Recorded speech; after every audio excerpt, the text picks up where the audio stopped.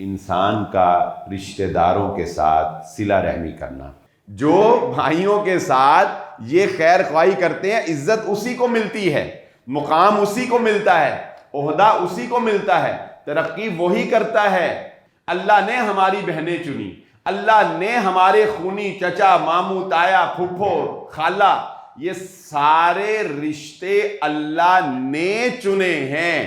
اپنے اندر سے اس ضد کو اور اس انا کو نکال باہر کیجئے۔ فاطمہ تو بضعۃ منی، اور لوگوں، فاطمہ محمد صلی اللہ علیہ وآلہ وسلم کے جگر کا ٹکڑا ہے۔ جب ایک باپ اللہ پر اعتماد کر کے اللہ کے نام پر آپ کے ساتھ روانہ کر دیتا ہے تو باپ کی یہ قربانی اتنی بڑی ہے کہ اس قربانی کے بعد اس سے کسی اور چیز کا مطالبہ کرنا انسان کے گھٹیا ہونے کی نشانی ہے۔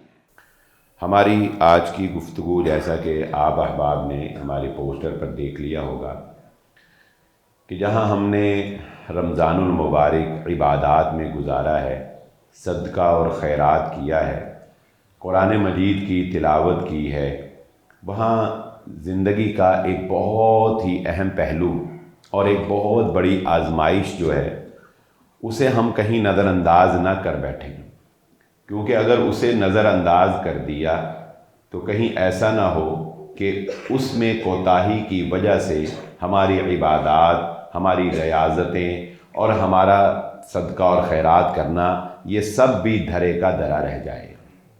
اور وہ ہے انسان کا رشتہ داروں کے ساتھ صلہ رحمی کرنا، رشتہ داروں کے ساتھ تعلقات کو برقرار رکھنا، رشتہ داروں کا خیال رکھنا۔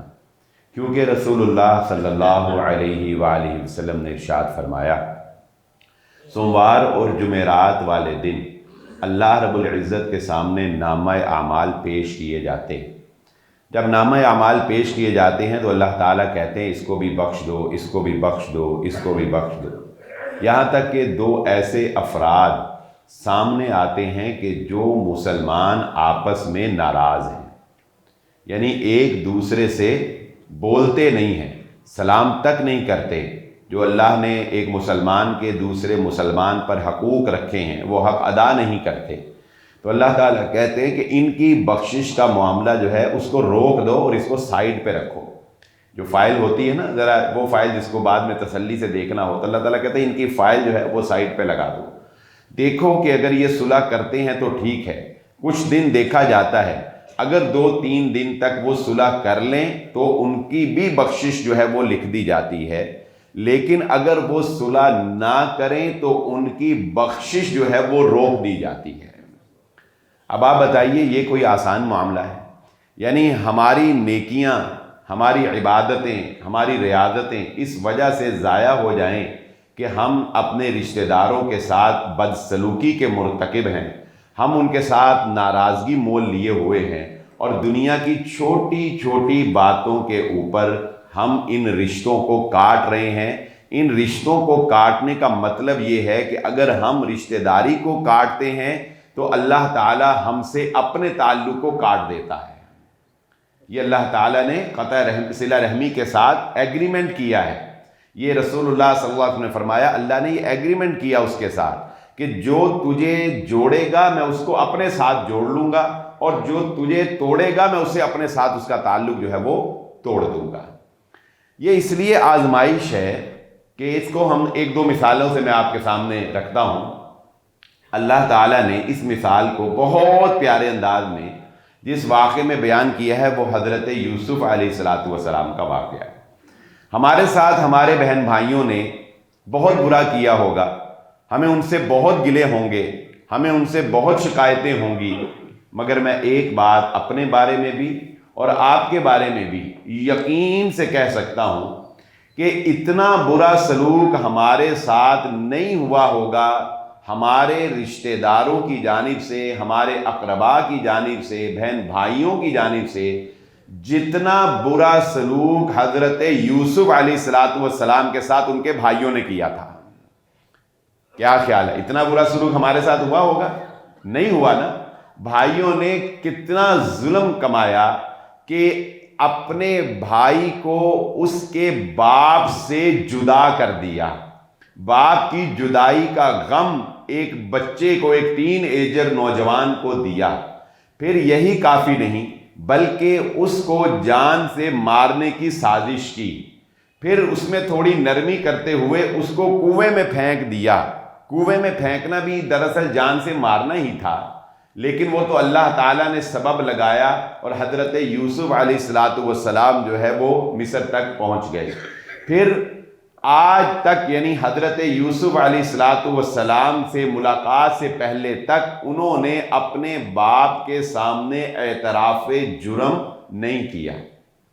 اس ظلم کے باوجود حضرت یوسف علیہ السلام نے پورے قرآن مجید میں اللہ نے اس سورت میں، سورت یوسف میں قصہ یوسف کو سمیٹا ہے. یہ وہ واحد قصہ ہے جو قرآن کی ایک ہی سورت کے اندر سمیٹ دیا گیا ہے. تو اللہ تعالیٰ نے کہیں یہ نہیں بتایا کہ یوسف علیہ السلام نے اپنے بھائیوں کے لیے کوئی بھی بددعائیہ کلمات اپنی زبان سے نکالے ہوں، جبکہ اگر وہ بد دعا کر دیتے تو ان کے بھائی، ان کا ہلاکت ہو جاتی ان کے لیے.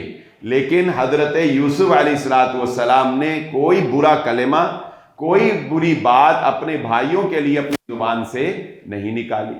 پھر یہی کافی نہیں، جب اللہ رب العزت نے عزت سے ہمکنار کیا، عہدے پر سرفراز کیا کہ غلہ حضرت یوسف علیہ السلام کے سگنیچر سے دیا جاتا تھا، تو حضرت یوسف علیہ السلام نے اپنی طرف سے غلے کی قیمت ادا کر کے بھائیوں کو فری میں غلہ بھی فراہم کر دیا. پھر یہی کافی نہیں، بھائیوں کو غلہ بھی فراہم کیا، پھر ان کو بڑے ہی اہتمام کے ساتھ، پہلی دفعہ ہی نہیں، آتے ہی ان کو جو ہے وہ ان کی غلطی ریلائز کروا دی کہ تسی تے وہی ہو نا جڑا میرے نال انج کیتا نہیں. بڑے ہی اہتمام کے ساتھ ایک دو سٹیپس کے اندر آہستہ آہستہ ذہن بنا کے پھر ان کو اپنے قریب کر کے، پہلے ان پہ احسان کیا نا، جب انہیں یہ لگا کہ یہ تو بڑا ہی نیک بندہ ہے جو ہمارے ساتھ اتنی خیر خواہی کر رہا ہے، ان کے دلوں کے اندر اپنی ایک محبت جو ہے وہ پیدا کی. اس محبت کو پیدا کرنے کے بعد پھر بھائیوں کو بلایا اور اب ان کی اخروی نجات کے لیے ان کو ان کے گناہ سے توبہ کروائی حضرت یوسف علیہ السلام نے. یعنی اگر حضرت یوسف توبہ نہ کرواتے اور اس بات کو راز رکھتے تو بھائی کبھی توبہ کرنے کے لیے تیار ہی نہ ہوتے، اعتراف جرم ہی نہ کرتے. یعنی حضرت یوسف علیہ السلام نے ان کی دنیا بھی بنائی اور ان کی آخرت سے بھی ان کو بچانے کے لیے حضرت یوسف علیہ السلام نے انتظام کیا. پھر یہی کافی نہیں ہے بلکہ ان کو ان کے حال پہ نہیں چھوڑا، کیونکہ حالات ایسے ہو گئے تھے کہ اب ان کے لیے سروائیو کرنا ممکن نہیں تھا، پاسبل نہیں تھا، بہت مشکل تھی قحط سالی کی وجہ سے. جبکہ یوسف علیہ السلام حالات کے اوپر مکمل کنٹرول رکھتے تھے. اب حضرت یوسف علیہ السلام نے ایک نیکی اور کی کہ اتنا ظلم برداشت کرنے کے باوجود اپنے بھائیوں کے لیے مصر میں ایک ٹاؤن کاٹ کے ان کو وہاں پہ سیٹل کر دیا. یہ حضرت یوسف علیہ السلام کا کمال ہے.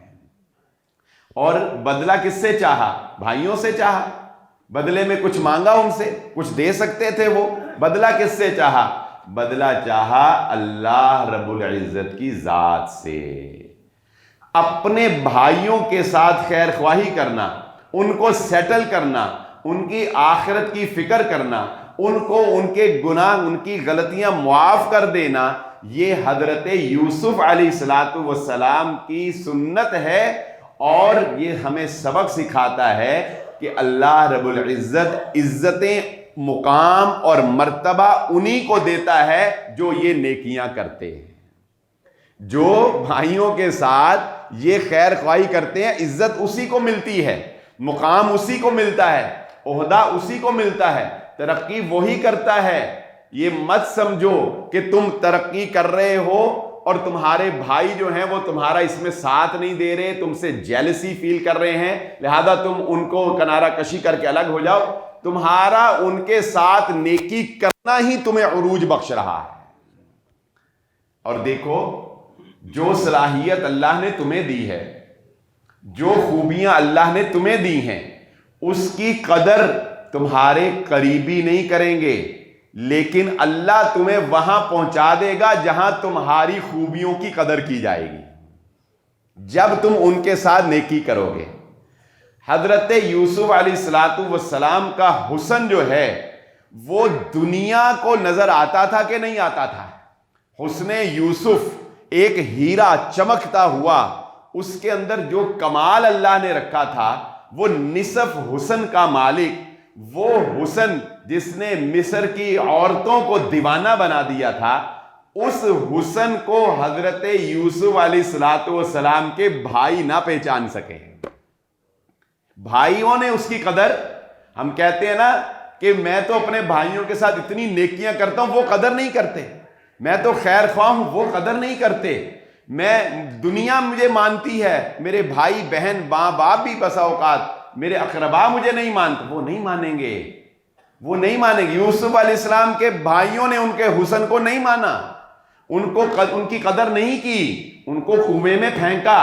لیکن جب اللہ نے یوسف کو قدردانوں کے پاس بھیجنا تھا تو انہوں نے، جنہوں نے یوسف کو کنویں سے نکالا، آپ اندازہ لگائیے ذرا اللہ اپنے کاموں کو کیسے سر انجام دیتا ہے۔ آپ ذرا تصور تو کیجئے، جنہوں نے یوسف کو کنویں سے نکالا، کیا انہیں نہیں پتا لگا کہ یہ ہیرا غلام نہیں ہو سکتا، یہ حسن غلاموں والا نہیں ہے؟ یہ جب یوسف کو غلاموں میں جا کے کھڑا کر دیا، عزیز مصر نے پہچان لیا کہ یہ غلام نہیں ہے، یہ تو وہ موتی نایاب ہے کہ جس کو کوئی غلطی سے یہاں لے آیا ہے۔ اور بتاؤ، غلاموں کو کوئی بیٹا بناتا ہے؟ غلاموں کو کوئی بیٹا بناتا؟ عزیز مصر قدردان تھا، اللہ نے ان قافلے والوں کی نگاہوں سے بھی یوسف کی قدر کو اوجھل رکھا۔ کیوں؟ اللہ وہاں پہنچانا چاہتا تھا جہاں اصل میں یوسف کا پہنچنا ضروری تھا، جہاں اس کو عزت ملنی تھی، جہاں اس کو مقام ملنا تھا۔ عزیز مصر نے پہچانا کہ یہ غلاموں میں ایک موتی نایاب ہے، یہ ہیرا ہے، اس نے اس کو خریدا غلاموں کی طرح قیمت دے کر، مگر بنا اپنا بیٹا لیا۔ یہ حضرت یوسف علیہ السلام کے واقعے سے اللہ رب العزت ہمیں سکھا رہا ہے کہ تمہاری ناقدری اپنوں میں ہوگی، لیکن اگر تم صلہ رحمی کے ساتھ چلو گے، اللہ تمہیں ان لوگوں تک پہنچائے گا جو تمہاری قدر کریں گے، جو تمہیں عروج دیں گے، اللہ تمہاری قدر دنیا سے کروائے گا۔ حضرت یوسف علیہ السلام جس وقت چھوٹے تھے، اس وقت ہی حضرت یعقوب علیہ السلام نے اس بات کو بھانپ لیا تھا، اور والدین کے لیے بھی یہ ضروری اس میں نصیحت ہے کہ والدین کو پتہ چل جاتا ہے کہ ایک بھائی سے دوسرے بھائی حسد کر رہے ہیں، میری اولاد میں ہی حسد پیدا ہو چکا ہے۔ حضرت یعقوب علیہ السلام نے جب یوسف علیہ السلام کا خواب سنا تو اس وقت ہی اپنے بیٹے کو کہا کہ یہ خواب اپنے بھائیوں سے بیان نہ کرنا، مجھے خدشہ ہے کہ وہ تمہارے خلاف کوئی سازش کریں گے، ان کے دل میں تمہارے لیے حسد پیدا ہو جائے گا۔ لیکن اس کے باوجود حضرت یعقوب علیہ السلام کچھ کر نہ سکے۔ ہمیں یہ گلہ والدین سے ہوتا ہے کہ میں اتنا خیال کرتا ہوں، لیکن والدین اس کے باوجود دوسرے بہن بھائیوں کی طرف بھی توجہ کرتے ہیں، دوسرے بہن بھائیوں کا بھی خیال کرتے ہیں، دوسرے بہن بھائیوں کو گھر سے کیوں نہیں نکال دیتے؟ نکال دینا چاہیے اتنے بدتمیز بہن بھائیوں کو۔ تصور آتا ہے نا دل میں؟ حضرت یعقوب علیہ السلام کو پتا تھا کہ انہوں نے یوسف کے ساتھ یہ کیا، جانتے تھے کہ یوسف کے ساتھ انہوں نے یہ کیا، لیکن کیا کرتے؟ شفقت باپ جو دل میں رائج تھی اور جو رشتے رحم کے نہ توڑنے کی اللہ رب العزت نے حکم دیا تھا، اس غم اور دکھ کے باوجود جب بچے مصر جاتے ہیں تو یعقوب علیہ السلام کہتے ہیں ایک دروازے سے داخل نہ ہونا، کہیں تمہیں دیکھ کر تمہیں کوئی نظر نہ لگ جائے۔ اتنا درد ہے ان بچوں کا جن کے بارے میں پتا ہے کہ انہوں نے باپ کو رلایا ہے، پتا ہے کہ انہوں نے میرے یوسف کے ساتھ کیا کیا ہے، لیکن کیا کرے، باپ ہے نا، پھر بھی بچوں کی خیر خواہی کر رہا ہے، پھر بھی بچوں کے لیے بہتر سوچ رہا ہے۔ اور اللہ رب العزت فرماتے ہیں الذین ینقضون عہد اللہ من بعد میثاقہ، سورۃ البقرہ کی جو آیت میں نے آپ کے سامنے پڑھی، وَيَقْطَعُونَ مَا أَمَرَ اللَّهُ بِهِ أَن يُوصَلَ وَيُفْسِدُونَ فِي الْأَرْضِ۔ ہم یہ ایک بہت رشتہ داری یاد رکھیے، آپ اگر انالیسز کریں گے معاشرے کا تو رشتہ داری اللہ رب العزت نے آزمائشوں میں سے ایک آزمائش رکھی ہے۔ ہماری تعلق داری رحم کے جو رشتے ہوتے ہیں نا، یعنی بہن، بھائی، چچا، تایا، ماموں، یہ جو رشتے خونی رشتے جنہیں ہم کہتے ہیں، جن کو توڑا نہیں جا سکتا، جن کو ختم نہیں کیا جا سکتا، یہ اللہ تعالیٰ نے ہمارے لیے دنیا میں جس طرح مال ایک آزمائش ہے، جس طرح عورت ایک آزمائش ہے، جس طرح بے حیائی سے بچنا ایک آزمائش ہے، اسی طرح رشتے داروں کے ساتھ رشتے داری نبھانا بھی ایک آزمائش ہے۔ کس طرح آزمائش ہے؟ ہم کیا اپنی مرضی سے اپنا بھائی چن سکتے ہیں؟ کیا ہم نے اپنے چچا کو اپنی مرضی سے چنا ہے؟ کیا ہم نے اپنی مرضی سے اپنے خونی رشتہ داروں کو چنا ہے؟ نہیں۔ یہ چناؤ کس کا ہے؟ یہ چناؤ اللہ کا ہے۔ اللہ نے ہمارے بھائی چنے، اللہ نے ہماری بہنیں چنی، اللہ نے ہمارے خونی چچا، ماموں، تایا، پھپھو، خالہ، یہ سارے رشتے اللہ نے چنے ہیں۔ اور اللہ تعالیٰ کہتے ہیں اگر تم نے ان رشتوں کو توڑا تو تمہیں گویا اللہ کے چناؤ پہ اعتبار ہی نہیں۔ اللہ نے غلط چنا ہے، اللہ نے غلط نہیں چنا۔ اللہ چاہتا ہے کہ اگر کوئی ان میں ایسا ٹاکسن پرسن ہے تو اللہ چاہتا ہے تم اس کے ساتھ صلہ رحمی کرو، اللہ تمہارے رزق میں اور تمہاری عمر میں اس کی وجہ سے برکتیں پیدا فرما دے۔ اللہ تمہیں آزما رہا ہے۔ اللہ تعالیٰ کیا کہہ، اللہ کے نبی صلی اللہ علیہ وسلم کیا فرماتے؟ اللہ یبسط الرزق لمن یشاء ویقدر۔ اللہ جس کے لیے چاہتا ہے رزق کو شادہ کرتا ہے، جس کے لیے چاہتا ہے کم کرتا ہے، لیکن اللہ کی چاہت کے پیچھے کچھ اسباب ہوتے ہیں، اللہ کے فیصلوں کے پیچھے کچھ اسباب ہوتے ہیں۔ وہ اسباب محمد صلی اللہ علیہ وآلہ وسلم فرما رہے ہیں جو تم میں سے یہ چاہتا ہے کہ اس کے رزق میں وسعت کر دی جائے، اسے چاہیے کہ وہ صلہ رحمی کرے، اسے چاہیے کہ وہ صلہ رحمی کرے۔ کیا کرے؟ ان رشتوں کو قائم رکھے جو رشتے اللہ نے بنائے ہیں۔ اور دنیا میں اب چونکہ انسان بہت سرچ کرتا ہے تو دنیا کی سرچ یہ بتاتی ہے کہ وہ لوگ جو اپنے رشتہ داروں کے ساتھ ہمیشہ خوش رہتے ہیں اور ہمیشہ چہرے پر سمائل رکھتے ہیں، خوش رہنے کی کوشش کرتے ہیں، درگزر کرتے ہیں، معاف کرتے ہیں، وہ دنیا میں کامیاب لوگوں کی فہرست میں زیادہ شامل ہوتے ہیں۔ وہ مال و دولت میں بھی زیادہ ہوتے ہیں اور ان کی صحت اور تندرستی کا عالم بھی دوسرے ان لوگوں کے مقابلے میں جو ہر وقت ناراض رہتے ہیں، ہر وقت چہرے پر ان کے جو ہے وہ 12 بجے رہتے ہیں، ہر وقت ان کو غصہ چڑھا رہتا ہے، ہر وقت گالم گلوچ کرتے رہتے ہیں، ان کی زندگیاں بھی کم ہوتی ہیں، ان کے رزق میں برکت نہیں ہوتی، ان کا رزق بھی کم ہوتا ہے۔ اور وہ لوگ جو رشتہ داروں کے ساتھ خوش کن چہرے کے ساتھ ملتے ہیں ان کا رزق بھی زیادہ ہوتا ہے اور ان کی صحت اور تندرستی بھی ہوتی ہے اور ان کی عمر میں اللہ رب العزت برکتیں بھی پیدا فرما دیتا ہے۔ آج کی سرچ محمد الرسول اللہ صلی اللہ علیہ وآلہ وسلم کی اس بات کو صحیح ثابت کر رہی ہے۔ ایک اور بڑے پیارے پہلو سے اس بات کو آپ کے سامنے رکھتا ہوں۔ ہمارے ذہنوں میں ایک بات یہ بھی پائی جاتی ہے کہ نہیں، یہ میرا بھائی اتنا برا ہے، یا یہ میری خالہ، میری پھپھی، یا یہ میرا چچا اتنا برا ہے کہ اس کی اصلاح ہو ہی نہیں سکتی، یہ ٹھیک ہو ہی نہیں سکتا۔ کہتے ہیں کہ نہیں؟ ہم کہتے ہیں یہ نہیں ٹھیک ہو سکتا، لہذا اس کا نتیجہ یہ نکلا کہ انہوں یہ حال تے چھڑو، انہاں ملنا ہی چھڑ دو۔ یہ تصور میں آپ کے سامنے آج تھوڑا سا کلیئر کروں کہ یہ جو ہمارا کسی بھی انسان کے بارے میں، کسی بھی شخص کے بارے میں یہ ذہن بنا لینا کہ یہ ٹھیک ہو ہی نہیں سکتا، یہ کبھی راہ راست پہ آ ہی نہیں سکتا، یہ سوچ اللہ رب العزت کے اصولوں اور اللہ کے احکامات کے بالکل خلاف سوچ ہے۔ آج کے بعد کبھی یہ نہیں سوچنا کہ فلاں بندہ ٹھیک ہو ہی نہیں سکتا۔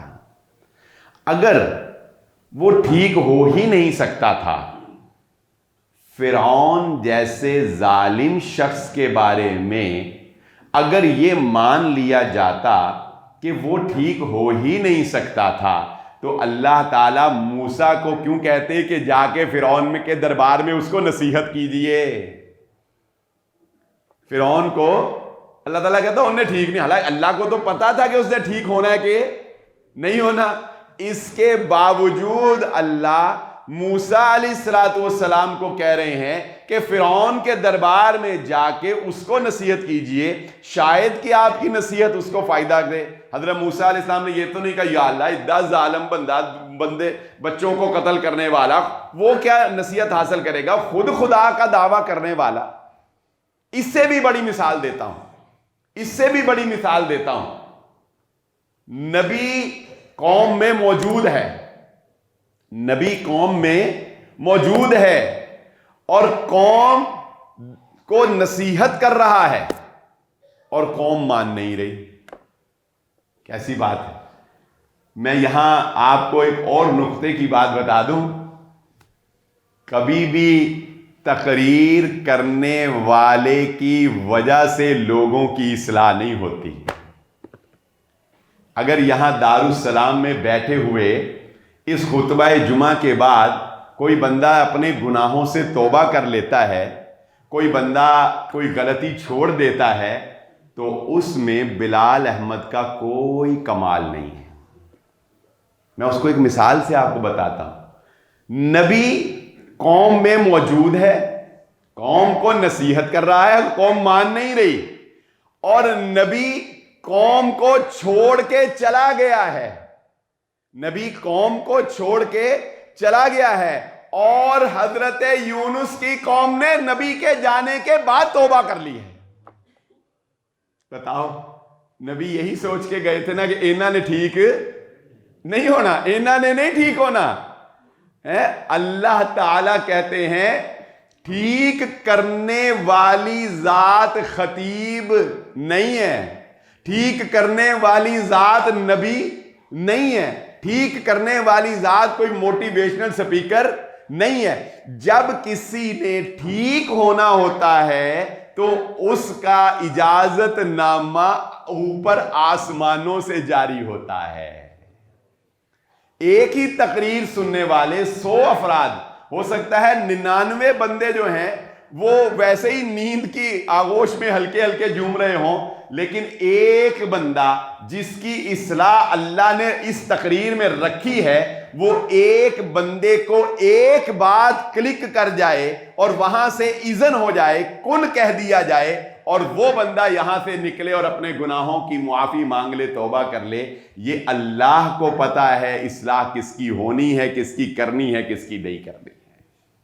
اپنے بہن بھائیوں کو یہ سرٹیفکیٹ نہ دو کہ یہ کبھی بھی میرے ساتھ ٹھیک نہیں ہو سکتا، یہ کبھی میرا خیر خواہ ہو ہی نہیں سکتا، یہ کبھی میرے بھلا کر ہی نہیں سکتا، لہذا اس کو نصیحت کرنا فضول ہے، اس کے لیے دعا کرنا فضول ہے، اس کے ساتھ چلنا فضول ہے۔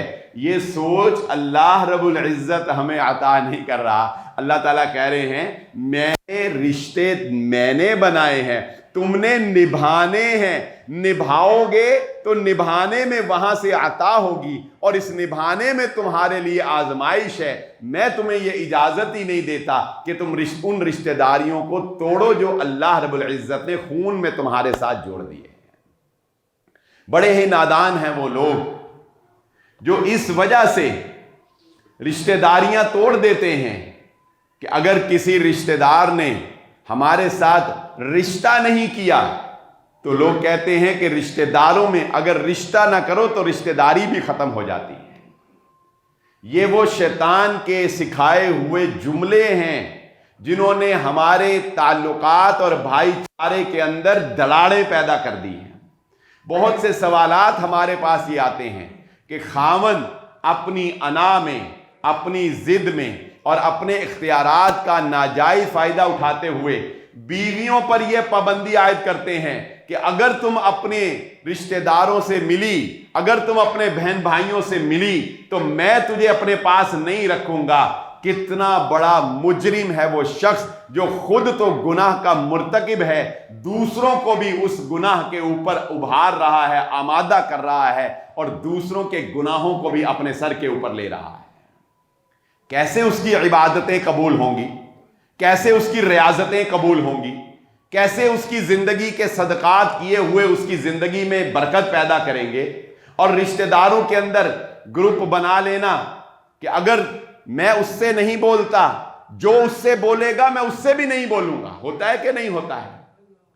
رشتہ داروں کے اندر گروپ بندیاں ہم بناتے ہیں، ہم کہتے ہیں میں نے اپنے چچا سے لا تعلقی کی، اب جو میرے چچا سے بولے گا میں اس سے بھی لا تعلق ہو جاؤں گا۔ یہ اللہ کے عذاب کو دعوت دینے والی بات ہے۔ مجھے بتائیے، کیا محمد الرسول اللہ صلی اللہ علیہ وآلہ وسلم نے اپنے چچا کا انتخاب، ابو لہب کا انتخاب خود کیا تھا؟ کیا نبی صلی اللہ علیہ وآلہ وسلم کو آپ کے چچا کی جانب سے ستایا نہیں گیا؟ کیا نبی صلی اللہ علیہ وآلہ وسلم کو ان کے خاندان کی وجہ سے تنگ نہیں کیا گیا؟ اس کے باوجود محمد الرسول اللہ صلی اللہ علیہ وآلہ وسلم ان کی ہدایت کی دعائیں مانگتے رہے۔ اس کے باوجود محمد الرسول اللہ صلی اللہ علیہ وآلہ وسلم جب مکے میں داخل ہوئے تو اپنے ہی ان خاندان کے افراد کے لوگوں کو جنہوں نے آپ کو مکے سے نکالا، اللہ کے نبی صلی اللہ علیہ وآلہ وسلم نے معافی کا اعلان کر دیا تھا۔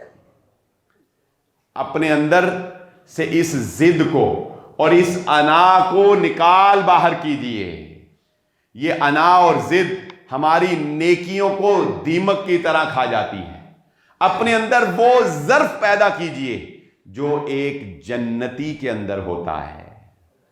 ایک جنتی کے اندر پتہ ہے کیا ظرف ہوتا ہے؟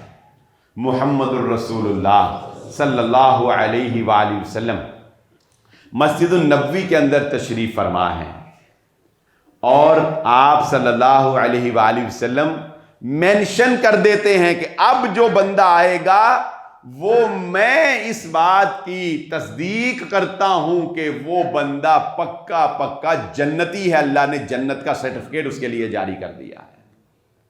جب حضرت عبداللہ بن عمر رضی اللہ تعالیٰ عنہ نے تحقیق کی، ان کے چچا تھے، وہ ان کے گھر گئے رہے، کہا ایسی کوئی عبادت نظر نہیں آئی جو میں نہ کرتا ہوں آپ کرتے ہو، جو عام صحابہ نہ کرتے ہوں آپ کرتے ہو، آپ کو جنت کیسے؟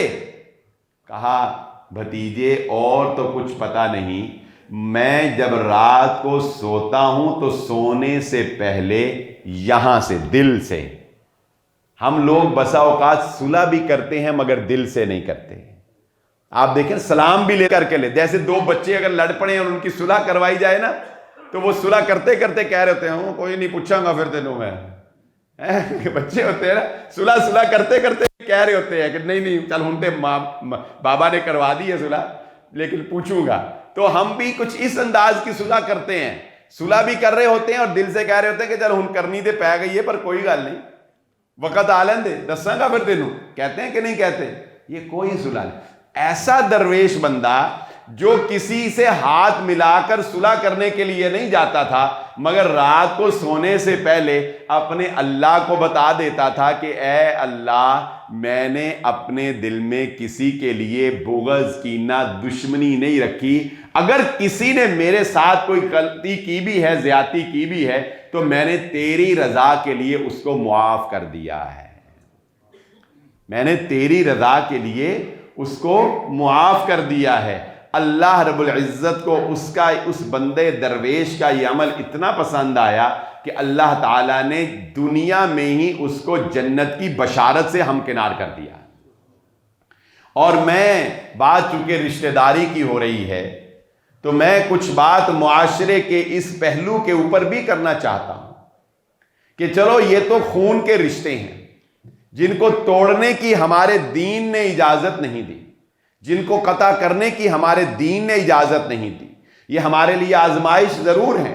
ہو سکتا ہے وہ ہمیں تنگ کریں، ہمیں ستائیں، لیکن ہم نے پھر بھی ان کے ساتھ اچھا سلوک کرنا ہے. وہ ہمارے ساتھ برا سلوک کریں، پھر بھی ہم نے ان کے ساتھ خیر خواہی کرنی ہے. یہی صلہ رحمی ہے کہ جو تمہارے ساتھ برا سلوک کرتا ہے اس کے برے سلوک کے باوجود تم نے اس کے ساتھ اچھا ہی کرنا ہے. جو اچھا کرتا ہے اس کے ساتھ تو سارے ہی اچھا کرتے ہیں نا. یہ تو دنیا کا دستور ہے. جو آپ کو تحفہ دیتا ہے، آپ کا دل چاہتا ہے اس کو تحفہ دینے کو. جو آپ کی دعوت کرتا ہے، آپ کا بھی دل چاہتا ہے اس کی دعوت کرنے کو. جو آپ سے اچھے بول بولتا ہے، آپ کا بھی دل چاہتا ہے اس سے اچھے بول بولنے کو. مگر جو آپ کو دیکھ کر منہ موڑ لے اس کو سینے سے لگانا اصل صلہ رحمی کہلاتی ہے. جو آپ کو دیکھ کر سلام کا جواب بھی نہ دے اس کو سلام کرنا، محمد الرسول اللہ صلی اللہ علیہ وسلم نے فرمایا لیس الواصل بالمکافی، اس کو سلام کرنا اصل صلہ رحمی کہلاتی ہے. لیکن اس کے علاوہ ایک رشتہ وہ بھی ہوتا ہے جو رشتہ ہم اللہ کے نام پر بناتے ہیں. اللہ نے دونوں رشتوں کا قرآن میں ذکر کیا ہے. وہ رشتے جو نسبی رشتے ہیں، جو رحم کے رشتے ہیں، ان کا بھی خیال کرو، اور وہ رشتے جو سسرال کے رشتے بنتے ہیں ان کا بھی پاس کرنا تمہاری ذمہ داری ہے. جو رشتے تم اللہ کے نام پر بناتے ہو، کسی باپ کی بیٹی کو جب اپنے گھر بیٹی بنا کر لے کے آتے ہو تو اس رشتے کو نبھانا بھی تمہاری ذمہ داری ہے. اگر تم نے اس بیٹی کو دکھ دیا، اس کو تکلیف دی، اس کو ملازمہ بنا کے رکھا، اس پہ ظلم کے پہاڑ توڑے، تو کل قیامت کے روز اس رشتے کو پامال کرنے پر بھی تم اللہ کے دربار میں دھر لیے جاؤ گے. اور تمہارے پکڑے جانے کے لیے یہی جرم کافی ہے کہ تم نے اپنے بیوی بچوں کا خیال اسباب کے مطابق نہیں رکھا جو اللہ نے تمہارے اوپر فرض قرار دیا تھا. اور اس میں والدین بہت بڑے ذمہ دار ہیں اپنی بیٹیوں کی، اپنے بیٹوں کی خوشیوں کو نوچنے کے. ماں باپ کا ادب اور احترام اپنی جگہ، مگر ماں باپ کو شریعت یہ اجازت نہیں دیتی کہ وہ اللہ کے احکامات میں مداخلت کرے. بیٹی بنا کر لے کے آؤ اور اس کے بعد بیٹے کو یہ کہنا شروع کر دو کہ اس کے زیادہ نخرے نہ اٹھانا، اس کے زیادہ لاڈ نہ اٹھانا، اس کو زیادہ شاپنگ نہ کروانا، زیادہ پیسے نہ اس کو دینا، اس کو پاکٹ منی نہ دینا، اس کے پچھلے میکوں کے ساتھ اس کو زیادہ ملنے نہ دینا. یہ سر چڑھ جائے گی، یہ خراب ہو جائے گی. یہ وہ جملے ہیں جو ہم اپنے بچوں کو جوانی میں ان کی لائف انجوائے نہیں کرنے دیتے ہیں. ہم ان کو روکتے ہیں کہ میاں بیوی کے درمیان وہ خوشگوار ماحول پیدا نہ ہو سکے، وہ اچھا ماحول پیدا نہ ہو سکے کہ بیٹا اور وہ بیٹی جو ہے وہ اپنی زندگی کو ایک اچھے انداز میں چلا سکیں. ہم چاہتے ہی نہیں ہیں کہ کسی کی بیٹی کو جب بیٹی بنا کے لائیں تو اس کو اپنے گھر میں خوشیاں دیں. اس کو خوشحال دیکھ کر ماؤں ساسوں کے دل جلنے لگ جاتے ہیں، حسد پیدا ہو جاتا ہے. یہ ایسا حسد ہے جو نیکیوں کو کھا جائے گا. یہ ایسا جرم ہے جو قیامت کے دن نیکیوں کو ضائع کر دے گا، نیکیوں کو غارت کر دے گا. شریعت نے بہو کے حقوق بیان نہیں کیے، اس لیے بیان نہیں کیے کہ جب کسی کی بیٹی کو اپنے گھر لاتے ہو تو وہ تمہاری بہو نہیں رہتی. جو حقوق تمہاری بیٹی کے ہیں وہی اب تمہارے گھر آنے والی بہو کے ہیں. بیٹی اگر صبح تاخیر سے اٹھے تو کوئی بات نہیں، اور بہو اگر لیٹ اٹھے تو اس کے اوپر چڑھائی کر دی جائے. بیٹی کے لیے معیار اور، بہو کے لیے معیار اور. بیٹی کے لیے چاہا جائے کہ ہمارا داماد جو ہے وہ ہماری بیٹی کا غلام بن کے رہے، اور اپنی بہو کے بارے میں کہا جائے کہ ہمارا بیٹا اس کو غلام بنا کے رکھے. اپنی بیٹی زیادہ کام سسرال میں کرے تو اشک بہائے جائیں کہ ہائے ہماری بیٹی کے اوپر ظلم ہوتا ہے، اور اپنے گھر میں لانے والی بہو کو ملازمہ کی طرح ڈیل کیا جائے. یہ وہ ناانصافی ہے جو قیامت کے دن توق بن کے ہمارے گلوں کے اندر لٹک جائے گی. ماں باپ اس کوتاہی سے اللہ سے توبہ کریں. یہ ہمارے معاشرے کی غلطیاں ہیں، یہ ہمارے معاشرے کی کوتاہیاں ہیں.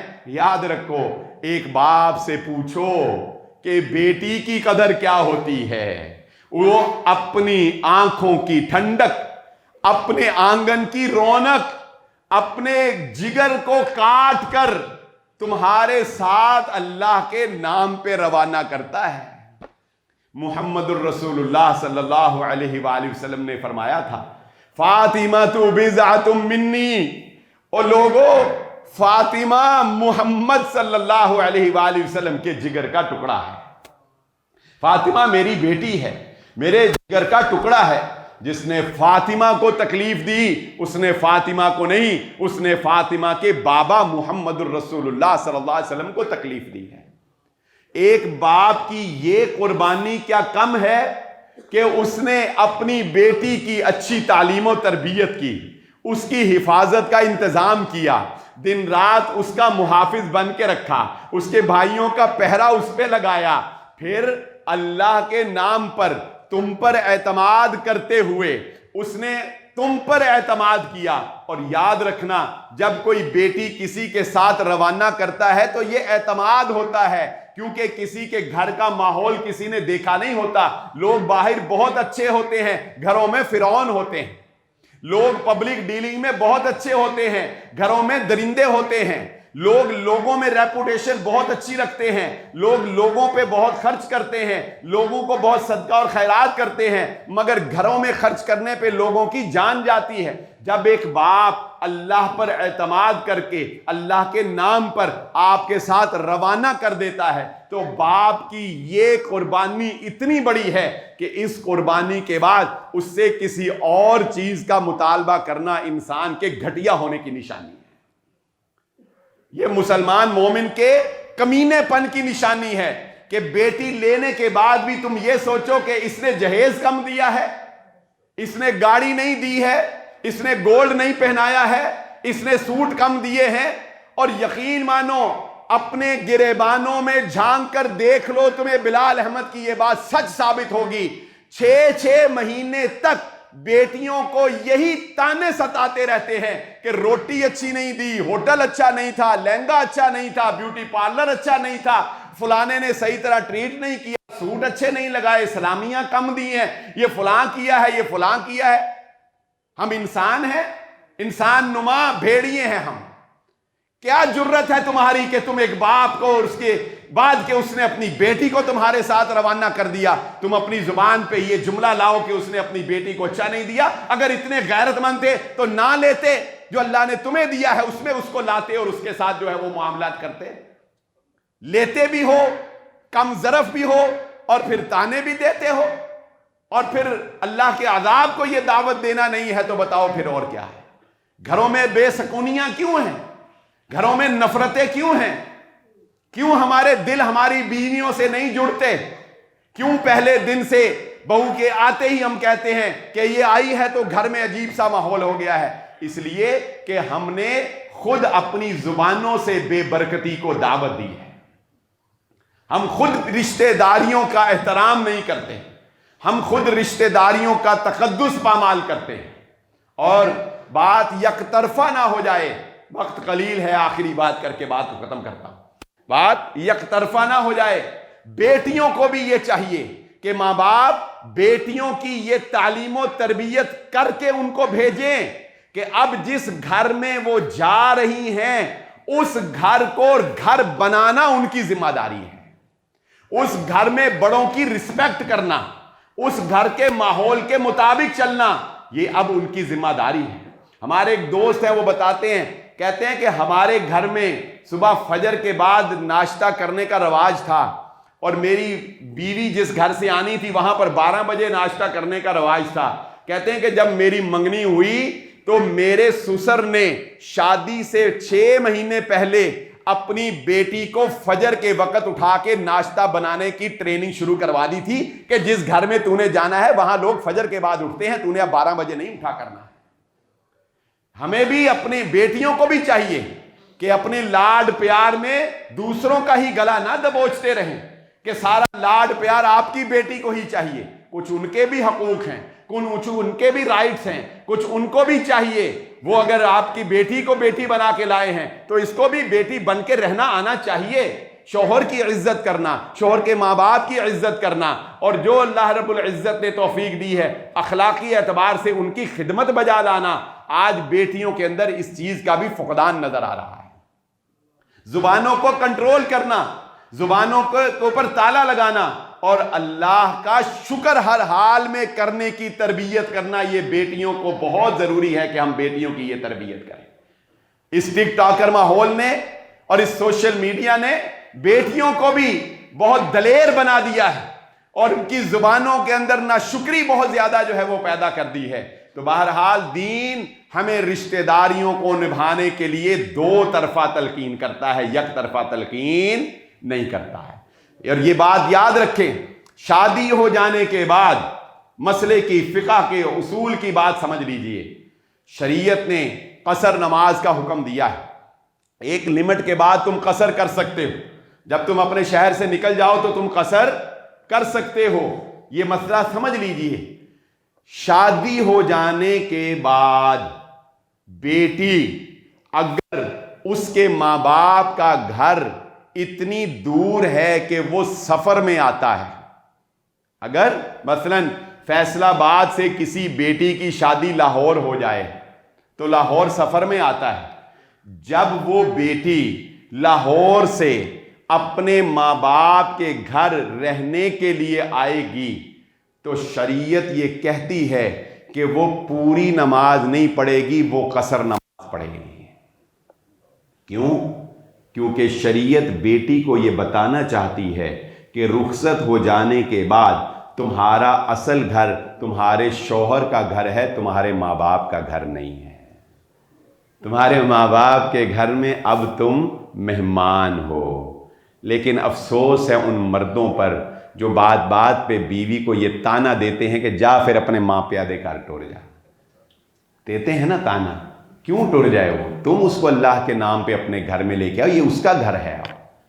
یہ تانا دے کر تم اللہ رب العزت کی ناشکری مول لیتے ہو، اور ان تانوں کے زندگی پر اثرات ہوتے ہیں، ان تانوں کے، ان باتوں کے، ان الفاظ کے زندگی پر اثرات ہوتے ہیں۔ یہ زندگیوں میں بے برکتیاں لاتی ہیں، دلوں میں نفرتیں پیدا کرتی ہیں، دل دور ہوتے چلے جاتے ہیں۔ اللہ رب العزت سے دعا ہے اللہ مجھے اور آپ کو جو کہا اور جو سنا سمجھنے کی اور عمل کرنے کی توفیق عطا فرمائے۔ وآخر الدعوانا الحمدللہ رب العالمین۔